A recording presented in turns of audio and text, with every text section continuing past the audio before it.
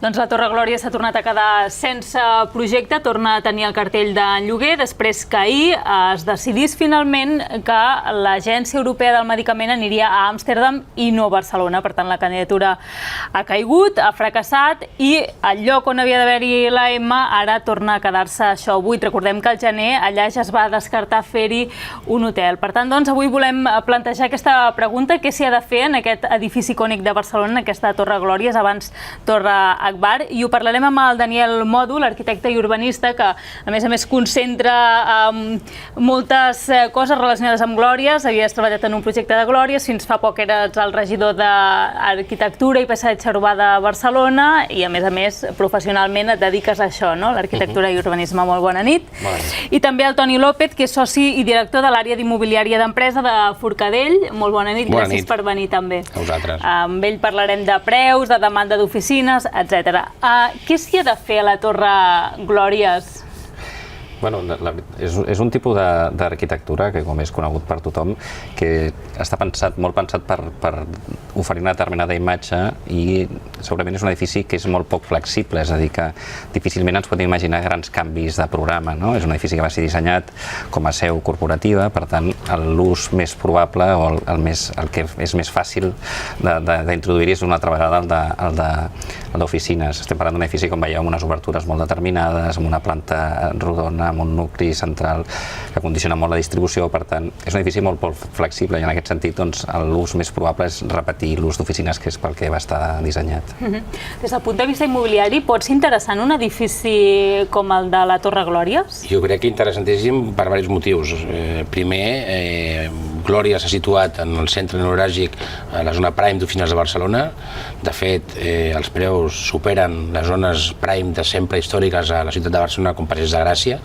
És una zona on pots trobar superfícies d'un cert volum, a partir de 2, 3, 4.000 metres, que és impossible trobar-lo a la zona centre de la ciutat, i realment hi ha una mancança per portar una mica empreses que puguin venir aquí, no? Llavors, Barcelona es caracteritza per aportar i atreure talent.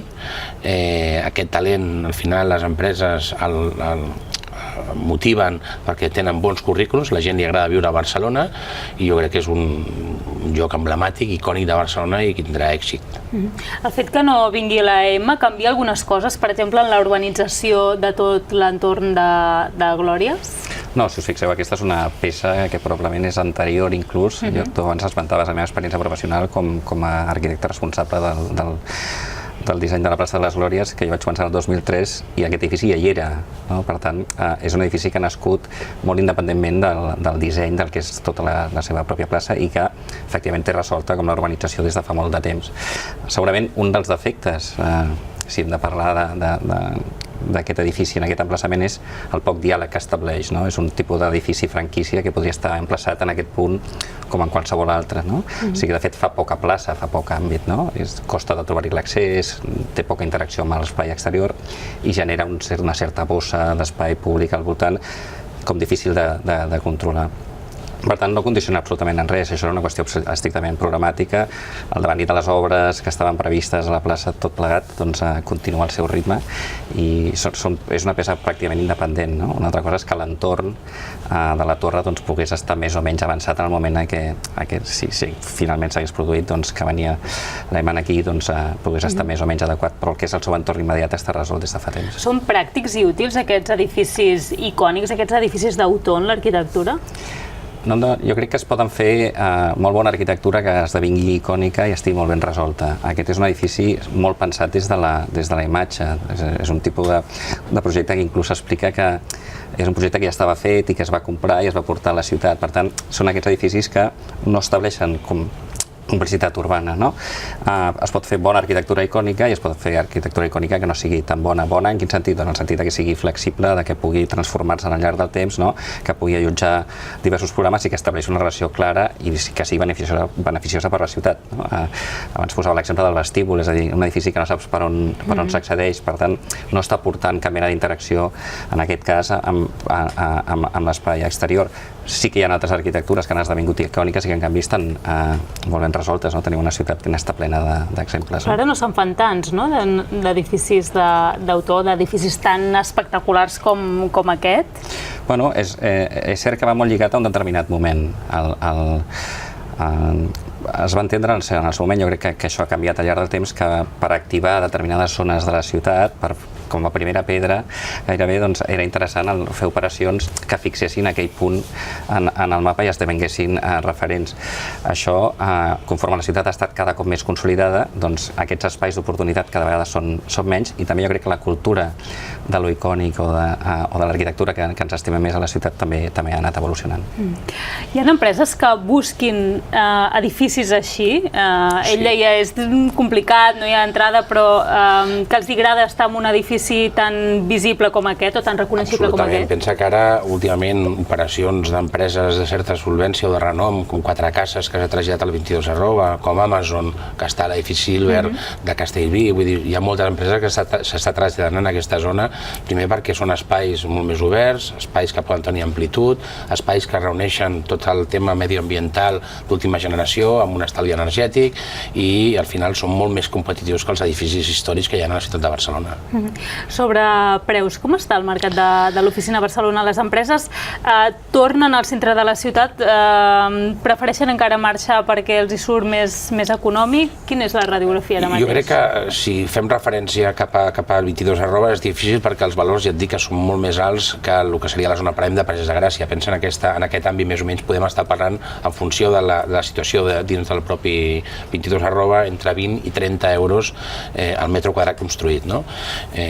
Amb la qual són rentes altes. El que passa és que hem de pensar que són rentes baixes respecte a la resta d'Europa. Barcelona és una ciutat molt competitiva en aquest sentit, no? I per això és fàcil aportar aquest públic, perquè al final són molt competitius, possiblement no respecte a la península Ibèrica, però sí respecte al resta d'Europa. Barcelona és més cara... Ai, el pinganillo. Barcelona és més cara que Madrid? Depèn les zones, clar. El sector immobiliari al final l'has de segmentar molt per àmbits d'actuació, per zones, no? A Madrid tens Castellana, que ara actualment estan per valors més alts, perquè estan a valors per sobre els 36 euros metre quadrat. Barcelona encara no hem arribat a aquesta xifra. Pel que fa a l'estructura, parlàvem de la Torre Akbar, que té una estructura difícil per adaptar-se. Ara tenen més sortida les oficines o els edificis per a empreses molt grans. Es continua encara buscant espais molt més petits per un tipus de start-up o d'una empresa més reduïda, amb menys personal? Jo diria que les startups, la cosa que tenen bona és que al final se situen totes en un mateix edifici per poder tenir interactuació entre elles, no? Aquí possiblement el problema amb aquesta torre, jo parlava amb la propietat recentment, estan fent les obres, les pretenen tenir disponibles pel juny de l'any que ve. El problema que trobaran segurament és que no podran ocupar-la amb una sola empresa, no? Perquè aquestes empreses al final venen arrel d'intervencions de la Generalitat, de l'Ajuntament, etc. Tindran que modular amb espais. Pensa que cada planta d'aquesta torre són uns 30.000 metres i més o menys cada planta està composada de 1.000-1.100 metres. Llavors el que es farà és trobar empreses que busquin superfície a partir d'aquests 1.000-1.100 metres amb la dificultat una mica arquitectònica que té la torre, no? L'hotel era impossible posar-li allà? Home, impossible no hi ha res. Un hotel estava previst de 300 habitacions, eh? Bueno, és un projecte que ja s'ha descartat. És un tipus d'estructura possible, seguint l'esquema radial. Segurament no està pensat per funcionar com a hotel, però jo crec que era adaptable. De fet, havia parlat amb algun arquitecte que ho estava treballant i deia que més o menys se'n sortia. És a dir, que una cosa és que hi hagi dificultat, després, evidentment, amb la feina, amb el treball i el disseny es pot arribar a resoldre, però segurament no és un tipus d'espai per estar compartimentat de manera convencional tampoc, no? Per tant, hi ha una certa dificultat en posar qualsevol programa que no sigui obert, d'oficines, etc. Aquests edificis es pensen tenen un punt d'ostentació, no? Ara només els hotels busquen, i li pregunto també a vostè, només els hotels es poden permetre tenir un edifici així, o ara també amb la superació de la crisi hi ha grups empresarials que es poden arribar a fer construir un edifici, el cas, per exemple, de Telefònica, no? A Diagonal Mar, que es va construir un edifici per aquesta empresa. Com va això? Home, està clar que només la gent que té un gran múscul financer pot dissenyar la seva pròpia casa, no? A priori, no? És molt diferent el construir metres quadrats de comercial que després que surtin al mercat i perquè s'implantin les empreses a aquells que decideixen com es fa en casa seva. Per tant, han de ser grups econòmics d'un determinat nivell, no? Associats efectivament a cadenes hoteleres o grans empreses. L'Hotel Vela, no? Que és també un altre dels edificis de marca o icònics que tenim a la ciutat. Un altre dels edificis, jo diria que poc afortunat també per la ciutat, diria.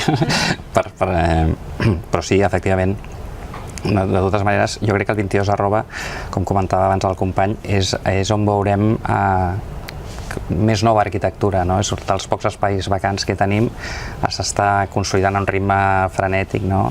Fins fa poc en el govern veiem cada setmana, no? Com s'anaven desenvolupant plans especials, plans de millores urbanes, no?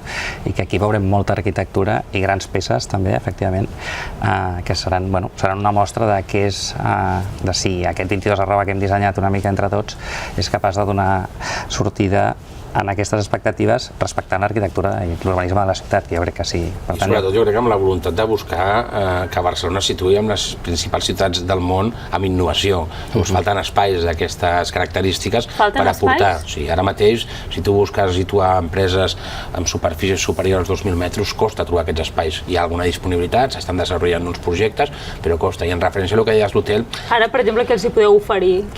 Mira, ara et queda un dels edificis de Castellví, que són 4.500 metres, i tens alguns desenvolups que estan... Castellví, on són aquests? Castellví estan aquí, és l'edifici WIP, estan justament al costat d'on està Amazon i d'on s'ha situat una empresa americana de coworking també ocupant 7.000 metres. Aquests espais només els pots trobar aquí o els pots trobar en tot cas a la zona d'Hospitalet, que és molt més atractiu per la gent, ho considera més zona prime al 22@ que no pas la part d'Hospitalet, que estàs més aïllada de l'entorn urbà, aquí tens molta facilitat d'accés a qualsevol servei, no? I amb el que deies abans del tema de l'hotel, al final és un tema pels grups inversors, com en aquest cas Merlin, és un tema de rendibilitats. A l'hotel al final li aporta molta més rendibilitat a priori que no unes oficines, no? Amb la qual la inversió que vam fer en el seu dia la tindrà que capitalitzar d'una manera diferent en aquests espais, no? Quins edificis veurem créixer? Deies, el 22@ és on veurem alguns edificis d'autors. Quins són els projectes que... No parla tant d'edificis d'autor com d'arquitectura nova. D'arquitectura nova. O sigui, penseu que espais vacants a la ciutat per desenvolupar no n'hi ha. I per tant, tota la nova arquitectura ha de venir cap aquí, cap a aquesta part d'aquí, que en el seu inici ja va ser així, amb edificis com el Mediàtic, el de Ràdio Nacional, el Campus Audiovisual, vull dir, estem en un entorn de noves arquitectures i aquest és el lloc on es produiran. No estic pensant en cap arquitecte en concret, sinó en el fet que s'ha activat aquest àmbit de la ciutat, s'ha reactivat i que efectivament hi ha un moviment molt important. Has de pensar que Barcelona al final està limitada per la muntanya i pel mar i el únic creixement natural seria 22@ per una banda, alguna zona d'Hospitalet i alguna part, diríem, de la part de Diagonal Finestrelles, que són els creixements naturals que té la ciutat. A partir d'aquí no hi ha més espai on poder créixer. És amb el problema que hi ha, un dels problemes que hi ha en l'habitatge és precisament la falta d'habitatges, no? I en el moment de la crisi potser algunes oficines es van buidar, però ara podríem dir que el nivell d'ocupació de les oficines al centre de Barcelona és del 90%? Al centre de Barcelona jo diria quasi entre el 95 i el 99%. És complicat trobar espais d'edifici, diríem, d'ús únic d'oficines. Després pots trobar els típics entresòls d'edifici mixta, no? Aquest és un dels reptes també del 22@, que és el desenvolupar habitatge, perquè és més llaminer la part comercial o oficina, i no tant l'habitatge, que és una mancança que tenim i que, bueno, de fet s'ha de posar sobre la taula i veure com s'afronta, no? Perquè els edificis són els que són, no? I la construcció està molt també hem de limitada. pensar una cosa que és una mancança que tenim, no? Si nosaltres fóssim capaços de millorar les comunicacions respecte a l'àrea metropolitana, podríem resituar molts habitatges a la zona metropolitana. El problema moltes vegades que també els culpables són nosaltres mateixos. Nosaltres naixem a un barri i pràcticament no volem moure'ns d'aquell barri, no? I tu vas a uns altres països d'unes altres ciutats del món que al final vius a 45 minuts, que amb un AVE et situes a la ciutat en 15-20 minuts o 30 minuts, que és el mateix que trigues ara en sortir del centre de Barcelona i pujar a la zona alta o baixar al centre amb cotxe, no? Sí, el que passa que quan tens un arrelament en un lloc és difícil de deixar-lo, sí, no? De però, marxar. però són molt autòctons aquí, no? A altres països no tenen cap problema en marxar i sortir, no? I aquí sí que estem molt arrelats, i ja dic, no a la ciutat del barri. Sobretot perquè tens la sensació que si marxes potser el que hi ve no és un barceloní, sinó que t'hi trobes un pis turístic o t'hi trobes Això passa, però això s'entén també des de la perspectiva que tu te'n vas a les principals capitals europees, te'n vas a París i la repercussió metro quadrat a la zona centre estàs parlant de 25.000 euros, 20.000 euros. Pot viure, no? Aquí a Barcelona estàs encara en repercussions molt més baixes, vull dir que també és molt atractiu pels inversors estrangers comprar habitatge a Barcelona perquè tenen molt recorregut respecte a la inversió a l'estranger, no? I el que està passant és això, però la culpa no és únicament dels apartaments turístics, perquè al final el que sí que és veritat que hi ha una mancança important d'habitatge per poder cobrir les necessitats a la demanda. Sí, jo crec que són dues coses. Una, que hem de fer més habitatge tant des del sector públic com des del sector privat. Des del sector públic jo crec que els últims anys hem perdut una mica combada i s'ha d'incentivar que l'habitatge també sigui rendible a la ciutat. Per tant, tots aquests espais d'oportunitat que tinguem és un ús que ens hem de plantejar, no? I per altra banda, que comentàveu, tant de bo algun dia tinguem consciència metropolitana, però aquesta consciència, malauradament, encara no la tenim. I també l'habitatge té un problema, que al final la rendibilitat dels diners respecte a l'habitatge envers el terciari, diríem, oficines, és molt més petita. La rendibilitat d'un habitatge a Barcelona pot donar entre un 3,5 i un 5%, i les rendibilitats del terciari estàs entre un 6 i un 10. Per l'inversor és molt més atractiu aquest tipus d'espais, no? Ara continuarem parlant d'habitatge. Gràcies, Toni, gràcies, Daniel. Gràcies a vosaltres.